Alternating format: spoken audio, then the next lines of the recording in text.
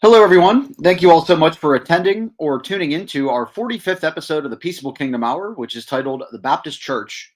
My name is Matthew A. King, and I am your host. This live stream is made possible in collaboration with allcreatures.org, leading the way in faith-based vegan animal rights since 1998, and with the Christian Animal Rights Association, a non-denominational Bible-based ministry. All opinions and teachings expressed in this series are the commentaries of me, Matthew A. King. And so the teaching agenda today, we first have a disclaimer. And then we're going to look at Baptist history, beliefs, distinct practices, worship, and church structure. And then we'll close out with a view of Charles Spurgeon, the famous Baptist who was a friend to animals. And so we'll look at some of what he said about animals. But first, a disclaimer, as usual. Some of this material, just because it's about a denomination, it could be inherently offensive to other denominations. And so if you feel offended, feel free to step out. It's not intended to be offensive, but I wouldn't want you to sit there angry or upset or anything like that. So feel free to step out if you need to. But what exactly is the Baptist Church? And so the Baptist Church is a member of a group of Protestant Christians who share the basic beliefs of most Protestants, but who insist that only believers should be baptized and that it should be done by immersion rather than by the sprinkling or pouring of water. And so that's a big thing about the Baptists, is that they're Protestant, but you can always tell who they are because they insist that only believers should be baptized, and it should be done by immersion.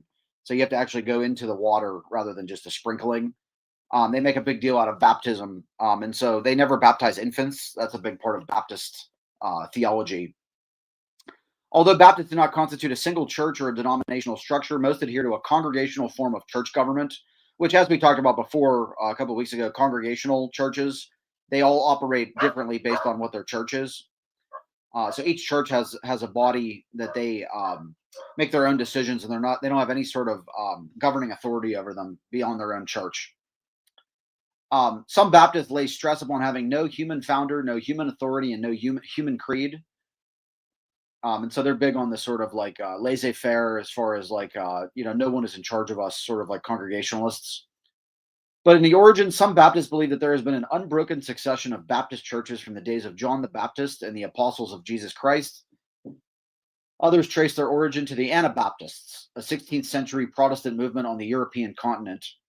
Most scholars, however, agree that Baptist, as an English-speaking denomination, originated with 17th century Puritanism as an offshoot of Congregationalism. And so that's why they're very congregational in nature, is because they have sort of a foundation of Congregationalism.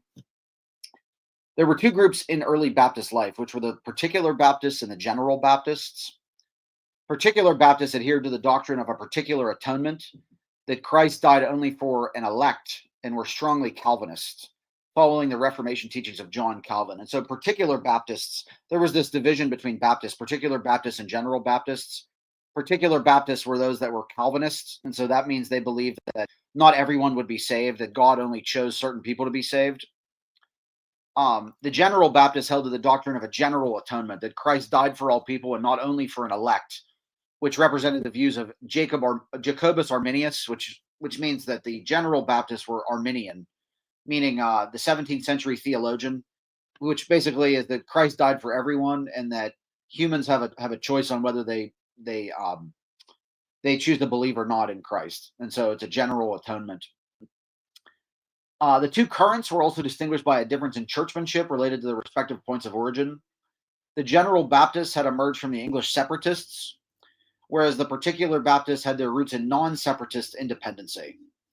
And so Particular Baptists, General Baptists, the Arminians, they had been separatists, and so they had wanted to separate from the Church of England, whereas Particular Baptists had their roots in non-separatism. So they didn't want to separate from the Church of England. But both the separatists and the non-separatists were Congregationalists. They shared the same convictions with regard to the nature and government of the church. And so they believed that the church should be the sole government of themselves, and they shouldn't be ruled by any other body. They believed that church life should be ordered according to the pattern of New Testament churches, and to them, this meant that churches should be self-governing bodies composed of believers only. And so churches should be self-governing, just like the Congregationalists. They differed, however, in their attitude toward the Church of England. The separatists contended that the Church of England was a false church and insisted that the break with it must be complete. The non-separatists, more ecumenical in spirit, sought to maintain some bond of unity among Christians. While they believed that it was necessary to separate themselves from the corruption of parish churches, they also believed that it would be a breach of Christian charity to refuse all forms of communication and fellowship. And so while many non-separatists withdrew and established a worship of their own, they would not go so far as to assert that the parish churches were devoid of all marks of a true church. And so growth in England and abroad, although the particular Baptists, the Calvinists, were to represent the major continuing Baptist tradition, the general Baptists were first to appear. And so in 1608, religious persecution induced a group of Lincolnshire separatists to seek asylum in Holland. For whatever reason, Holland seemed to be a place where everybody felt safe from religious persecution, so they would often flee there. But a contingent settled in Amsterdam with John Smythe, a Cambridge graduate, as their minister, and then another group moved to Leiden under the leadership of John Robinson. It's like the Bible, everybody was named John apparently in the 1600s. But when the question of baptism arose during a debate on the meaning of church membership, Smythe concluded that if the separatist contention that churches of the apostolic constitution consisted of saints only was correct, then baptism should be restricted to believers only. So John Smythe was sort of that first person to come up with the idea that baptism should be restricted to believers only. This, he contended, was the practice of the New Testament churches, for he could find no scriptural support for baptizing infants. And so the Baptists make a big stink about that, about infants should not be baptized. Smythe published his views in The Character of the Beast in 1609, and in the same year proceeded to baptize first himself and then 36 others who joined him in forming a Baptist church.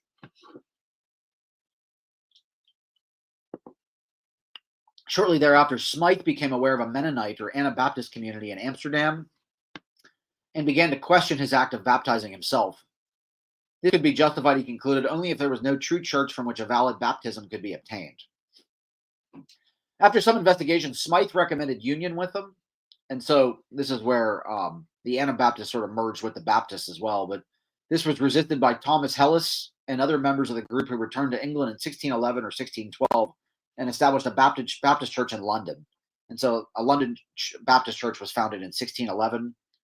The parent group in Amsterdam soon disappeared, and so the traces of the Amsterdam church left. But the particular Baptist stemmed from a non-separatist church that was established in 1616 by Henry Jacob at Southwark across the Thames from London. In 1638, a number of its members withdrew under the leadership of John Spilsbury, there's another John, to form the particular Baptist church. So about 20 years after, the particular Baptists and the general Baptists sort of had a split along there again. And then the 2 decades from 1640 to 1660 constituted the great period of early Baptist growth. Baptist preachers won many adherents around the campfires of the Puritan leader Oliver Cromwell's army, so they grew from that. And then the greatest gains were made by the particular Baptists, while the general Baptists suffered defections to the Quakers. And so generally, the general Baptists were sort of more liberal, and the particular Baptists were more conservative. And so the general Baptists, the Arminians, started drifting towards Quakerism. And we're going to talk about Quakerism in a couple weeks. But after the restoration of the Stuarts in 1660, both groups were subjected to severe disabilities until these were somewhat relaxed by the Act of Toleration of 1689. And so Baptists were heavily persecuted in England. During the following decades, the vitality of the general Baptist was drained by the inroads of skepticism, and the churches generally dwindled and died or became Unitarian. And so the general Baptists, the more liberal varieties, they started to succumb to skepticism, and then their numbers dwindled, and then they eventually either became non-committed to church or atheistic or Unitarian, which is more of the liberal variety of churches. The particular Baptists retreated into a defensive, rigid hyper-Calvinism. Among the particular Baptists in England, renewal came as a result of the influence of the evangelical revival, with a new surge of growth initiated by the activity of the English Baptist clergymen Andrew Fuller, Robert Hall, and William Carey. And so Carey in 1792 formed the English Baptist Missionary Society, the beginning of the modern foreign missionary movement in the English-speaking world, and became its first missionary to India. And so the Baptists had a lot of missionaries in India. And then a new connection, General Baptist Group, Wesleyan Theology. Wesleyan in Theology was formed in 1770, and a century later in 1891, it united with a particular Baptist to form the Baptist Union of Great Britain and Ireland. So heavily involved with missionary work. By the end of the 19th century, Baptists, together with the other nonconformist churches, were reaching the peak of their influence in Great Britain numbering among their preachers several men with international reputations. Baptist influence was closely tied to the fortunes of the Liberal Party, of which the Baptist David Lloyd George was a conspicuous leader. And then after World War I, English Baptists began to decline in influence and numbers. Baptist churches were established in Australia in 1831 and then New Zealand in 1854 by missionaries of the English Baptist Missionary Society. In Canada, Baptist beginnings date from the activity of Ebenezer Moulton, a Baptist immigrant from Massachusetts who organized a church in Nova Scotia in 1763. So Ebenezer Moulton is credited with bringing baptism to Canada, or Baptist Church to Canada. In Ontario, the earliest Baptist churches were formed by loyalists who crossed the border after the American Revolution, while other churches were established by immigrant Baptists from Scotland and by missionaries from Vermont and New York.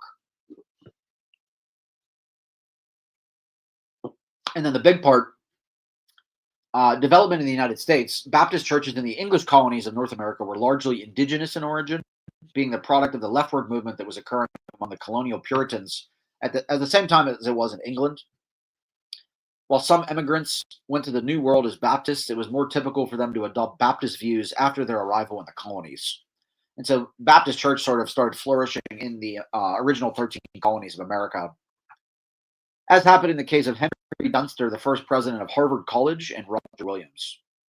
And so something, I can't remember if it's in this presentation or not, but or no, it was in previously, but Harvard College became Harvard University, and that was founded by Congregationalists who were closely tied to the Baptists. Colonial period, and so the first Baptist church in America was established at Providence in present-day Rhode Island in 1638 by Roger Williams, shortly after his banishment from the Massachusetts Bay Colony. And the Massachusetts Bay Colony was mostly Congregationalist Puritans. Although Williams' general Calvinist theological position was roughly analogous to that of Spilsbury, prior to becoming a Baptist, he had adopted the narrower separatist view of the church. Williams soon came to the conclusion that all churches, including the newly established church at Providence, lacked a proper foundation, and that this defect could be remedied only by a new apostolic dispensation, when new apostles would appear to reestablish the true church. And so the defection of Williams left the church with no strong leadership and thus made it possible for it to be reorganized as a general Baptist platform in 1652. And there were scattered general Baptist activity throughout the colonies, but the only large cluster of general Baptist was in Rhode Island, where the churches were united into an association in 1670. So Rhode Island was heavily Baptist back in early America. The early General Baptists never gained great strength. Most of their churches decayed, and some, including the Providence Church, were reorganized as particular Baptist churches. The half-dozen churches that survived never entered the mainstream of American Baptist life and exerted little influence upon its development. And so it didn't really flourish much after that. The earliest strong particular Baptist center in the colonies was at Newport, Rhode Island, where between 1641 and 1648, a church that had been gathered by the physician and minister John Clark, Mother John, adopted Baptist views. Except for a church that had a brief existence at Kittery, Maine, there were only two other particular Baptist churches in New England for the better part of a century. And so only two in that 100 years. One was at Swansea, Massachusetts, and the other was organized at Boston in 1665. Another particular Baptist church was established at Charleston, South Carolina in 1683 or 1684. And then the center of particular Baptist activity in early America was in the middle colonies. And so in 1707, 5 churches in New Jersey, Pennsylvania, and Delaware were united to form the Philadelphia Baptist Association, and through the association, they embarked upon vigorous missionary activity. By 1760, the Philadelphia Association included churches located in the present states of Connecticut, New York, New Jersey, Pennsylvania, Delaware, Virginia, and West Virginia. And by 1767, further multiplication of churches had necessitated the formation of 2 subsidiary associations, the Warren in New England and the Catoctin in Virginia. And so although this intercolonial particular Baptist body provided leadership for the growth that characterized American Baptist life during the decades immediately preceding the American Revolution, that growth was largely a product of an 18th century religious revival known as the Great Awakening. And so really in the 18th century is when the Baptist church started to flourish. And then in the 19th century, it had been estimated that immediately before the American Revolution, there were 494 Baptist congregations. 20 years later, in 1795, Isaac Backus estimated the number at 1,152. And so post-American Revolution, the Baptist church started flourishing. And the initial expedient of the Philadelphia Association had been to organize subsidiary associations, but during the war, the churches, left to their own devices, proceeded to organize independent associations. And so by 1800, there were at least 48 local associations, and the main problem was to fashion a national body to unite the churches. The final impetus in this direction came from an interest in foreign missions. Among the first missionaries of the newly organized Congregational Mission Board were Adoniram Judson and Luther Rice, who had been sent to India. And then on shipboard, they became convinced by a study of the scriptures that only believers should be baptized. And so upon arrival at Calcutta, Judson went on to Burma, while Rice returned home to enlist support among American Baptists. And so as a result of Rice's efforts, a general convention of the Baptist denomination was formed in 1814. Its scope was almost immediately broadened to include, in addition to the foreign mission interest, a concern for home missions, education, and the publication of religious periodicals. And so that's another way that Baptist churches flourished, was mission work, education, and then also publicization or publication of periodicals based on the Baptist church. And so in 1826, the General Convention once again was restricted to foreign mission activities, and in the course of time, it became known as the American Baptist Foreign Mission Society. Other denominational interests were served by the formation of additional societies with similar specialized concern, such as the American Baptist Home Mission Society and the American Baptist Publication Society. Obviously, the first one focused on missions work back at home, and then the Publication Society had publications about baptism, or the Baptist Church. The unity achieved through these societies was disrupted by the slavery controversy, and that's something that made a big schism in the Baptist Church. During the decade prior to 1845, various compromises between the pro-slavery and anti-slavery parties in the denomination were attempted, but they proved to be unsatisfactory. As a result, a Southern Baptist Convention was organized at Augusta, Georgia in 1845. Although its constitution provided for boards of home and foreign missions, education, and publication, its energies were devoted largely to foreign missions. Consequently, the American Baptist Home Mission Society and the American Baptist Publication Society continued to operate in the South after the Civil War. Later, the Southern Baptist Convention began to develop its own home mission and publication work, and to protest the intrusion of the older societies in the South. The final separation between the Baptists of the South and the North was formalized in 1907 by the organization of the Northern Baptist Convention, which in 1950 was renamed the American Baptist Convention. And after 1972, it was called the American Baptist Churches in the USA, which brought together the older societies and accepted a regional allocation of territory between the Northern and Southern conventions. And so the development of black churches constitute a major segment of American Baptist life. Many slaves were converted and became members of Baptist churches during the Great Awakening, which was from 1720s to the 1740s. While there were black Baptist churches prior to the Civil War, they rapidly multiplied following the Emancipation Proclamation in 1863, an edict that freed the slaves of the Confederate States in rebellion against the Union. And then by 1900, black Baptists outnumbered black adherents of all other denominations. And throughout the Jim Crow years of segregation and exclusion from most aspects of American life, black churches were the focal point of black communal life. In the civil rights struggle of the 1960s, the major leadership, including that provided by Martin Luther King Jr., came out of black churches. And so Baptist churches had a big influence on the civil rights movement. Developments in education. From the beginning, American Baptists displayed an interest in an educated ministry. The Philadelphia Association in the 18th century collected funds to help finance the education of ministerial candidates. Hopewell Academy was established in 1756, and in 1764, Brown University was founded in Rhode Island. And so Brown University in Rhode Island has very strong Baptist roots. After 1800, educational institutions multiplied rapidly, and the educational advance culminated in 1891 in the founding of the University of Chicago. So the University of Chicago also has very strong Baptist church roots. And so during the 20th century, during the post-World War II period, the Southern Baptist Convention abandoned its regional limitations. Because of increasing mobility of population, it became necessary for the convention to follow its members to the growing urban centers of the North and the West. By the second half of the 20th century, Southern Baptists had become the largest Protestant body in the United States, and their churches were located in every part of the country. Following World War II, Southern Baptists increasingly isolated themselves from other Christian churches, feeling no need to cooperate with them in common enterprises.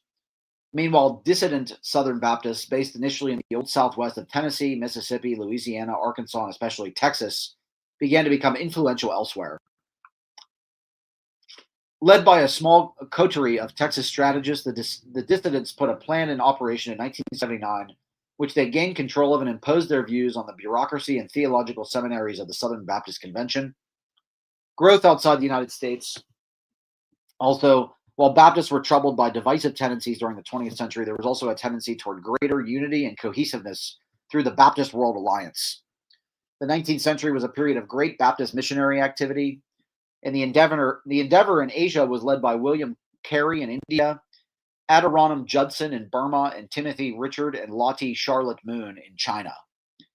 And so the initial Baptist presence in Africa began in 1793 when David George, a former slave from South Carolina, reached Sierra Leone by way of Halifax, Nova Scotia.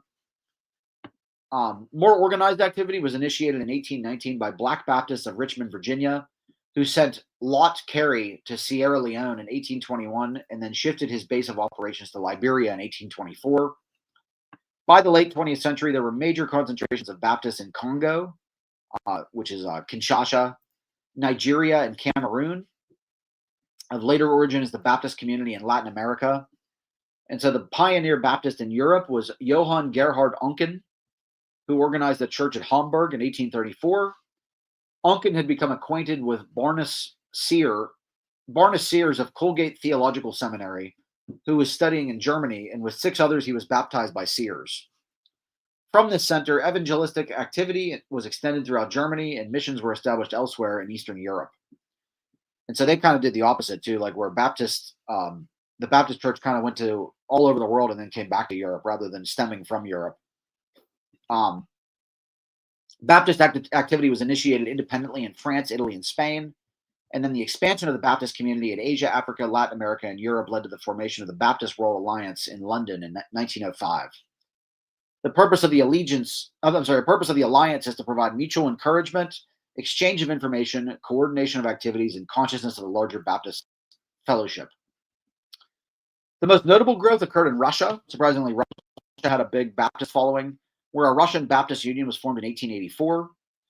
Another Baptist body, the Union of Evangelical Christians, was organized in 1908 by a Russian who had come under the influence of English Baptists. Persecution of Baptists, which had been severe, was relaxed in 1905, and within its remaining disabilities, a moderate growth occurred. And so the Russian Revolution of 1917, with its proclamation of liberty of conscience, marked the beginning of a period of astonishing advance. By 1927, the Russian Baptist Union numbered some 500,000 adherents, while the Union of Evangelical Christians embraced more than 4 million. And so the Soviet Constitution of 1929 subjected them to pressure once again, however, and membership in the two groups, which combined in 1944 to form the All-Union Council of Evangelical Christians, Baptists in the USSR, declined sharply. But an estimated membership of more than 500,000 in the 1980s testified to the tenacity with which these believers held their faith. So despite persecution, the Baptists trudged on and then still kept their numbers up in Russia. And I had a comment come through too. That's not really, I think it's a spammer. But anyways, history. Initially, Baptists were characterized theologically by strong to moderate Calvinism. The dominant continuing tradition in both England and the United States was particular Baptist. And so again, that was Calvinist Baptists. So they believed that limited atonement and only certain people would be saved. By 1800, this older tradition was beginning to be replaced by evangelical doctrines fashioned by the leaders of the evangelical revival in England and the Great Awakening in the United States. By 1900, the older Calvinism had almost completely disappeared, and evangelicalism was dominant. The conciliatory tendency of evangelicalism and its almost complete preoccupation with heart religion and the experience of conversion largely denuded it of any solid theological structure, thereby opening the door to a new theological current that subsequently became known as modernism, which was an attempt to adjust the Christian faith to the new intellectual climate, made large inroads among the Baptists of England and the United States during the early years of the 20th century, and Baptists provided many outstanding leaders of the movement, including Shaler Matthews, Harry Emerson Fosdick, and many people regarded these views as a threat to the uniqueness of the Christian revelation, and the counter reaction that was precipitated became known as fundamentalism, a movement emphasizing biblical literalism. And so, with these new scientific findings, the Baptists sort of adjusted to that. And so then there was a split where some Christians started to believe in, alternate interpretations of the Bible, and then the reaction to it from the other side was this fundamentalism, which really emphasizes the literalism of the Bible. And as a result of the controversy that followed, many Baptists developed a distaste for theology. And so the unity and coherence of the Baptists is based on 6 distinguishing, although not necessarily distinctive, convictions they hold in common. And I'll talk about these next. And so what exactly makes a Baptist? One is the supreme authority of the Bible in all matters of faith and practice. Baptists are a non-creedal people, and their ultimate appeal always has been to the scriptures rather than to any confession of faith that they may have published from time to time to make known their commonly accepted views.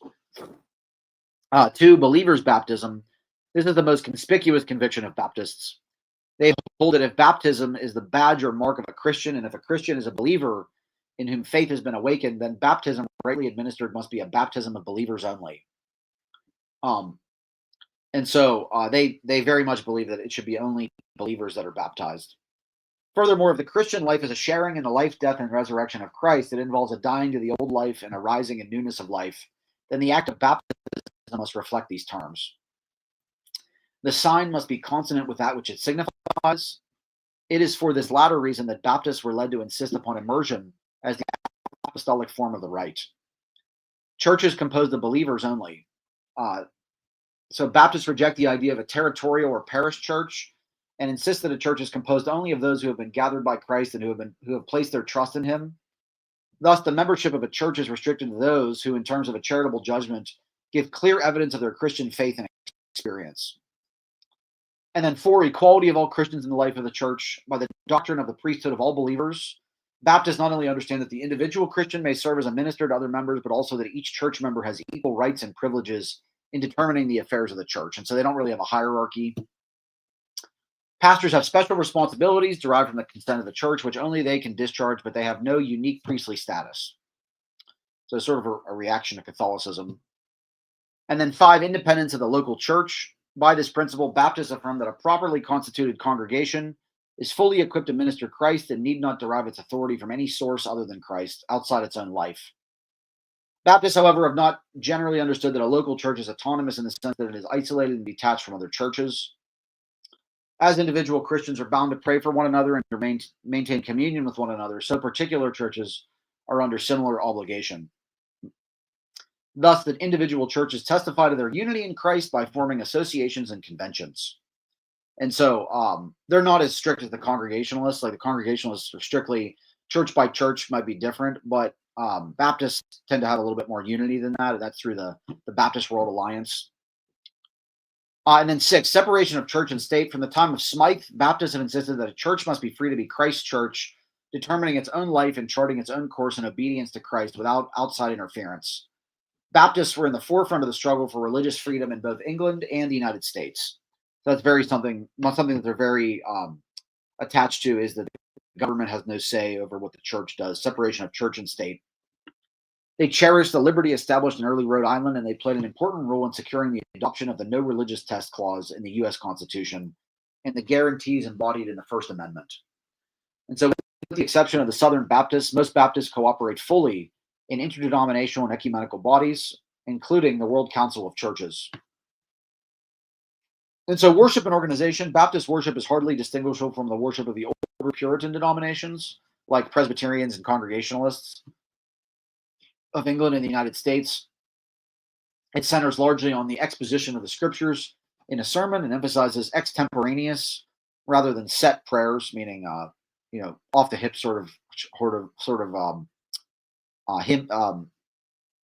off the hip sort of prayers.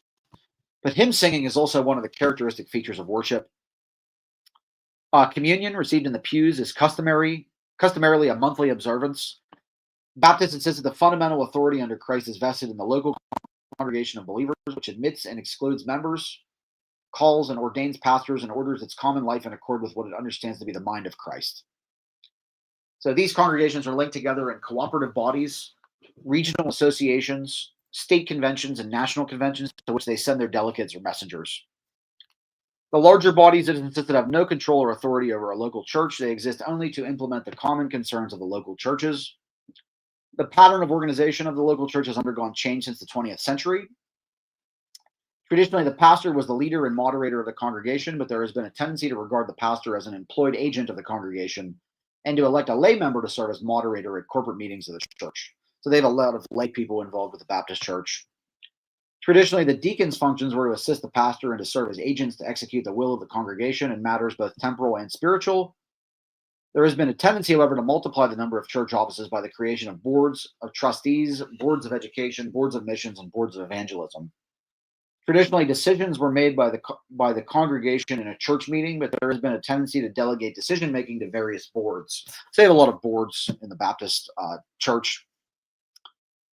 The relationship of local churches to the cooperative bodies has undergone similar change, which has occasioned ongoing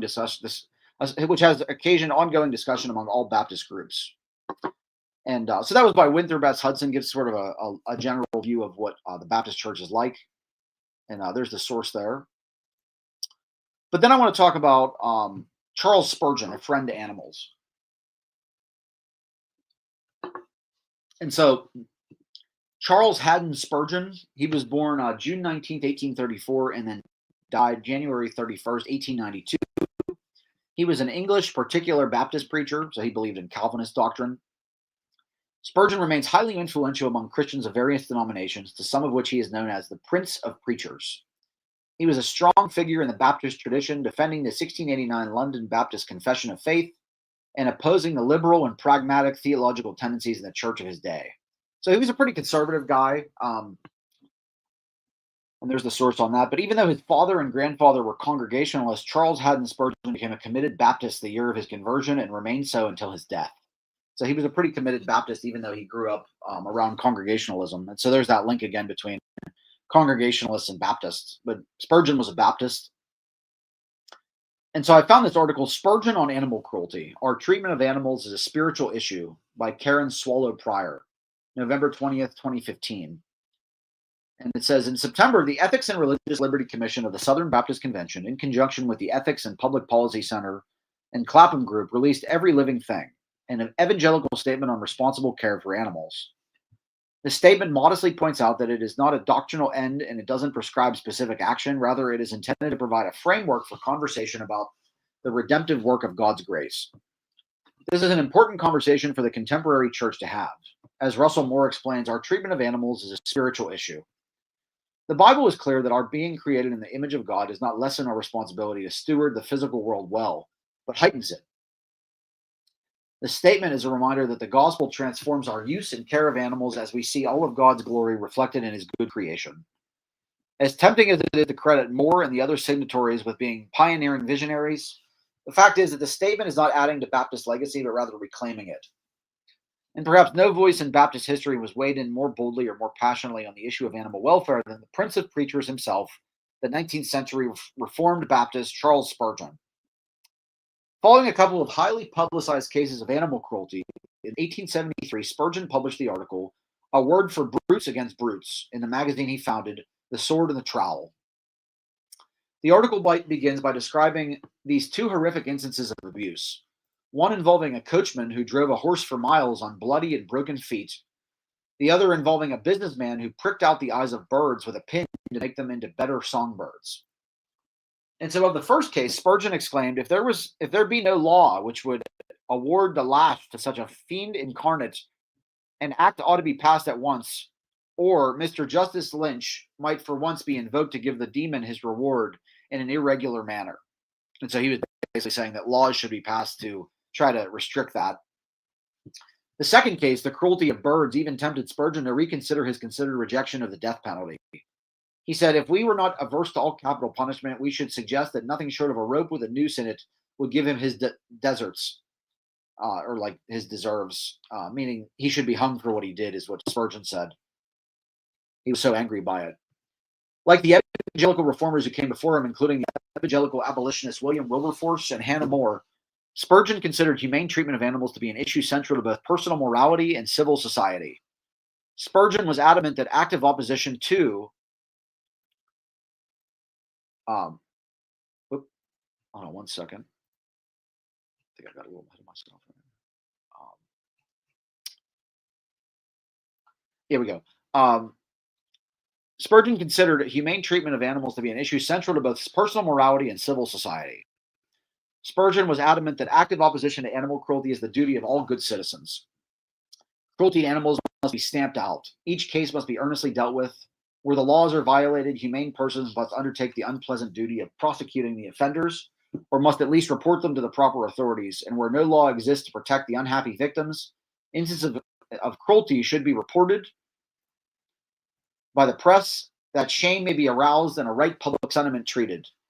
But even more than mere good citizenship was at stake for Spurgeon. He viewed animal welfare as a matter of spiritual welfare for human beings. It is not only for the sake of the creature subject to cruelty that we would plead for kindness, but with a view to the good of the person causing the pain. For cruelty hardens the heart, deadens the conscience, and destroys the finer sensibilities of the soul. So Spurgeon said, it is not only for the sake of the creature subject to cruelty that we would plead for kindness, but with a view to the good of the person causing the pain. For cruelty hardens the heart, deadens the conscience, and destroys the finer sensibilities of the soul. And so that's what Spurgeon said. So definitely a friend to animals. And it says the most eminently spiritual men, he continues, the most eminently spiritual men display great delicacy towards all living things. And if it be not always true that he prayeth best who loveth best both male and bird and beast. Yet the converse is assuredly the fact, for the man who truly loves his maker becomes tender towards all the creatures his Lord has made. In gentleness and kindness, our great Redeemer is our model. In proportion as men decline from the highest standard of goodness, their sympathies become blunted. They lose delicacy and tenderness and become more selfish, become also less considerate of others. He who dwells in God has a great heart which encompasses all creation, and as it were, lives in it all like the soul in the body. Feel akin with all, yea, one with all life, so that all it joys in all one true joy, and its sorrows in all sorrow. The man of dead heart towards God has a heart of stone towards the Lord's creatures, and cares for them only so far as he can make them minister to his own wealth or pleasure. And so Spurgeon was basically saying that if a man is of God, he would be kind to animals, whereas a man who is not of God would exploit them. If he has a dead heart toward God, he has a heart of stone towards God's creatures. And so the hardness of man's heart is evident by how much he doesn't have God in his heart, is basically what Spurgeon was saying. And then the author of this article continues. She says, because we in contemporary America no longer openly countenance the forms of animal cruelty that were rampant in Spurgeon's day, such as bull baiting, cock throwing, dog fighting, we are lulled into thinking the problem no longer persists. But as a recent news story reveals, systemic animal cruelty persists in our culture today. Undercover video footage taken at one of Hormel food suppliers, according to the Washington Post, depicts pigs being dragged across the floor, beaten with paddles, and sick to the point of immobility. By law, pigs are supposed to be rendered unconscious before being killed, but many are shown writhing in apparent pain while bleeding out, suggesting that they weren't properly stunned. That one was definitely alive, a worker says. Rather than taking place openly in the village square as blood sports once did, animal cruelty continues, now hidden in the recesses of industrial farming operations that produce much of the food we eat. It's easy to turn a blind eye because it seems like other systemic wrongs to be a necessary evil. Considering how neglected animal welfare issues have been within modern American evangelicalism, it is almost astonishing to learn that Spurgeon went so far as to tie true Christian conversion to care for animals, boldly declaring that we will go to the length of affirming that no person really penitent for sin can be cruel, but no man who feels the love of God shed abroad in his heart can find pleasure in giving pain, and furthermore, that wanton cruelty to an animal may be that last deadening deed of ill, which may forever leave the heart callous to all the appeals of the law and the gospel. Spurgeon's words in the 19th century are just as relevant to the church in the 21st century. How we care for and steward animals is a gospel issue because the gospel applies to every aspect of the believer's life and the witness of the church's body. And so Spurgeon was very much an ally for animals. Yeah, and he was very much, I like what he said there too. He said, he goes to the length of affirming that no person truly forgiven for sin can be cruel, and no man who feels the love of God in his heart can find pleasure in giving pain or wanton cruelty to an animal. And so it's interesting that he ties that in there. He says that you really don't have God in your heart if you're cruel to animals. And then there was this article I also found too. I'll read this one. This one's pretty interesting. It's called A Symbol of the Invisible, Spurgeon and the Animal World by Jeff Chang, and it was published February 14th, 2022. The 19th century was an age of empire for the Victorians, not only for the kingdoms of men, but also for the animal kingdom. Animals were an indispensable part of everyday life. Even as people left the countryside for the city, animals continued to play an integral role in society. As cities expanded and the city population grew, more horses and other beasts of burden were needed to transport goods and passengers. It would not have been unusual to find cows, goats, and other farm animals in urban areas, bringing unsanitary conditions with them. Beyond these more common relationships, Victorians also viewed animals with fascination. Domestic pets grew fashionable among all classes, including birds, dogs, cats, and even more exotic animals like monkeys and ferrets. As Britain's empire expanded, animals from all over the world were brought back to England for public entertainment, leading to the rise of zoos and circuses. The first live hippopotamus in Europe arrived in London in 1850 and became the star attraction of the Surrey Zoological Gardens. And by the early 20th century, rather than simply locking animals in an iron cage, they were placed in exhibits that mimicked their original landscapes, much like what we see with zoos today. These landscapes were still made out of painted concrete, wood, and metal, but the Victorians much preferred to see captive animals and believed that they were somehow happy. That's a lot like what we have today with zoos. Animals played an important part in the Victorian economy. Birds, for example, became a booming industry. Even as hunters and collectors pursued exotic specimens for study and sale among the upper class, the rearing of canaries and nightingales became a domestic industry that could generate a significant income for a lower class family. This trend spilled over into the world of fashion, where bird feathers and animal skins and women's hats and clothing became all the rage. Some estimate nearly 40 million pounds of plumage and bird skins imported into the UK between 1870 and 1920, an industry worth more than 20 million pounds a year at its peak. And I had a comment come through. Tina Boris said, I'm dealing with my local town Baptist church. They push for the rodeo, they condone the rodeo, and they support the rodeo. I left that church 2 years ago for the same exact reason. As of yesterday, that church was all at the rodeo, cheering on the torment and torture of these poor innocent creatures. It blows my mind to see so many people saying they represent Christ, but live in the opposite by condoning and also enjoying animal torture. This is in Yucca, Arizona. Oh my goodness. I'm so sorry to hear about that, Tina. And if you do me a favor too, if you could send me that church's information, actually, because I'll message them actually, because I have an entire article that talks about how rodeo is a sin. And so that's something that I could bring to their attention. Victorian dominance over the animal world was also expressed in animal cruelty. With the rise of modernization, working animals were treated less as living creatures and more as machines to be driven to the ground. Scientific and medical experimentation on animals grew without regard to their suffering. In the entertainment industry, animals continue to be used in all kinds of violent competitions, including shooting matches and cage fights. Such attitudes towards animals filtered down to the general population.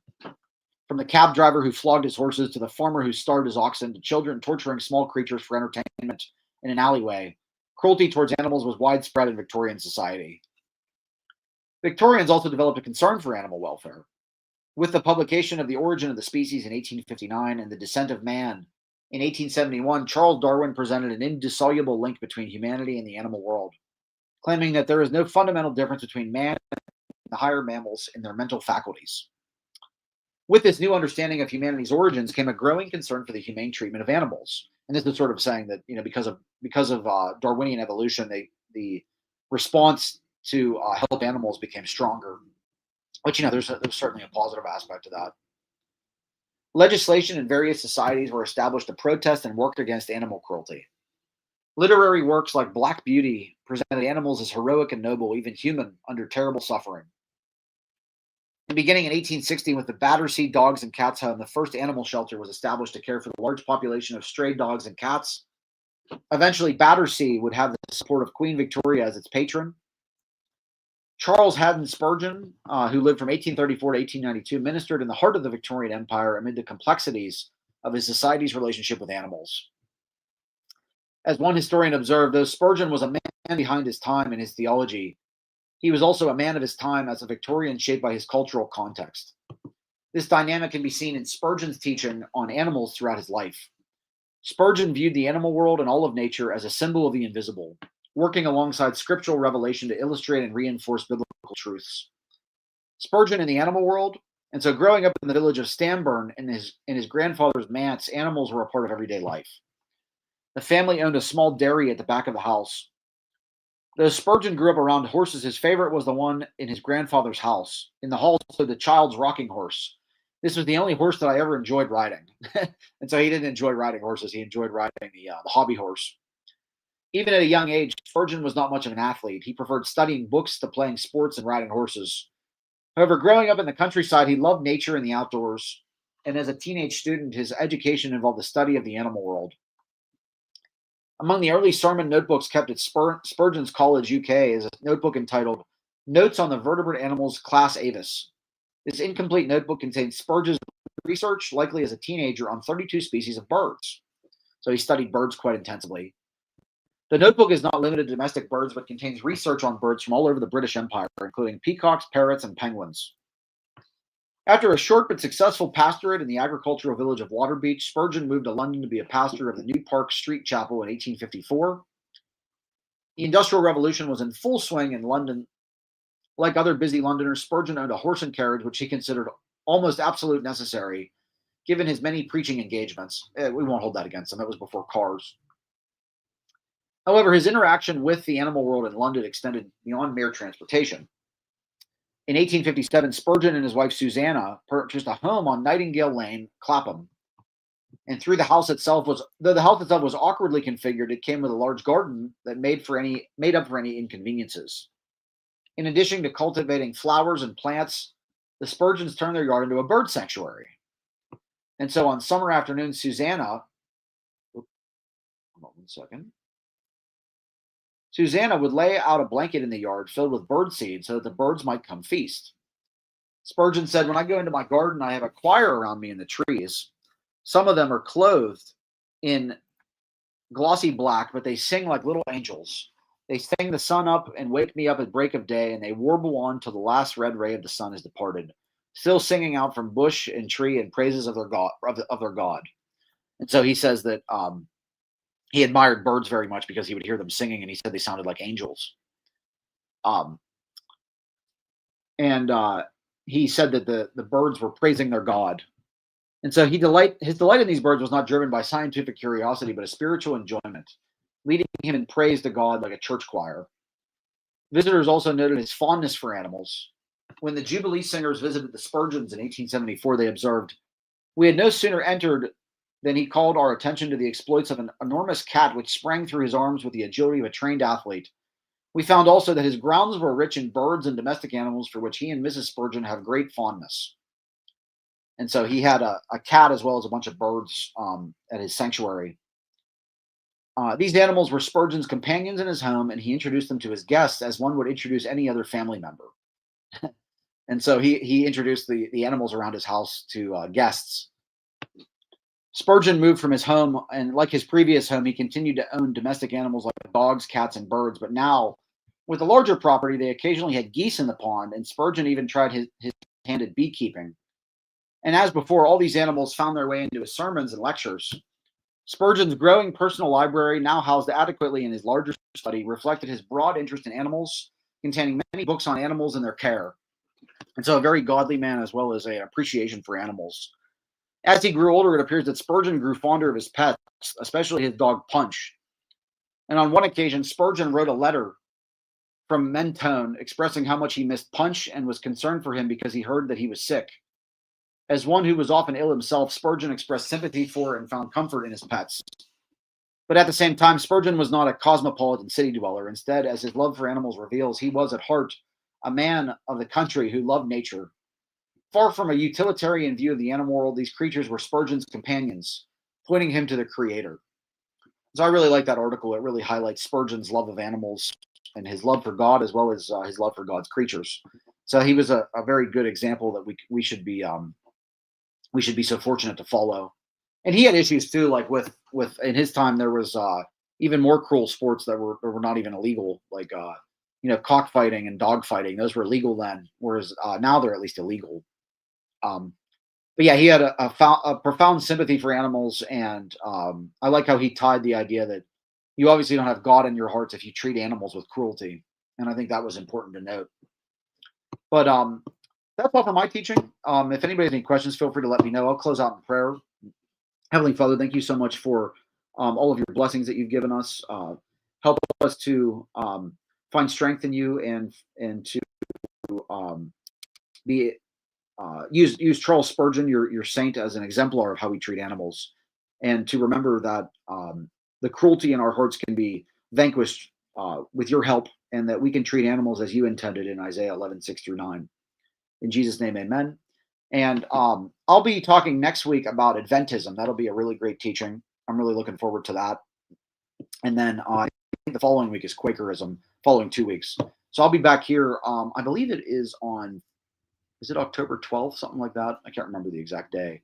But it's 2 Sundays from now, so I'll be back for that.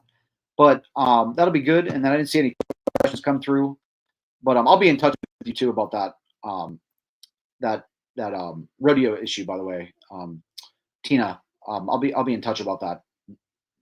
But we'll have a great Sunday, everybody, and then I will see you 2 weeks from now. And have a great week.